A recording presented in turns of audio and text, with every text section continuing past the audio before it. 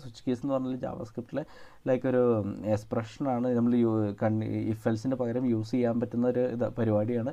So എങ്ങനെ start ചെയ്ത് switch bracket expression ഉണ്ടാവും. എന്നിട്ട് നമ്മൾ വെച്ചാൽ നമ്മൾ എഴുതും കറസ്പോണ്ടിങ് ഒരു കേസ് എഴുതിയിട്ട് അതിൻ്റെ വാല്യൂ നമ്മൾ എഴുതും എന്താ ഉദ്ദേശിക്കുന്നത് എന്നുള്ളത്.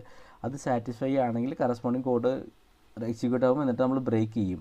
ബ്രേക്ക് ചെയ്തിട്ട് നമ്മൾ ഇതിൽ നിന്ന് പുറത്തേക്ക് വരും, സ്വിച്ചിൽ നിന്ന് പുറത്തേക്ക് വരും. അത് ബ്രേക്ക് ചെയ്തില്ല എന്നുണ്ടെങ്കിൽ ബാക്കിയുള്ള കേസസും കൂടി എക്സിക്യൂട്ട് ആവും.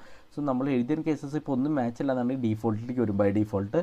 എന്നിട്ട് ഈ കറസ്പോണ്ടിങ് കോഡ് റൺ ചെയ്യും. എന്നിട്ട് തിരിച്ച് എക്സിറ്റ് ചെയ്ത് വരും സ്വിച്ച് കേസിൻ്റെ. സോ ഇതാണ് ജാവാസ്ക്രിപ്റ്റിലെ സ്വിച്ച് കേസ് സ്റ്റേറ്റ്മെൻറ്റ്. ഇത് സിമ്പിൾ, നീറ്റ്, സ്ട്രെച്ചേർഡ് എന്നൊക്കെ നമുക്ക് പറയാൻ പറ്റും. ഓക്കെ, ഈക്വാലിറ്റി ചെക്സിനൊക്കെ വളരെ പെർഫെക്റ്റ് ആണ് നമ്മൾ സ്വിച്ച് കേസ് യൂസ് ചെയ്യുന്നത്.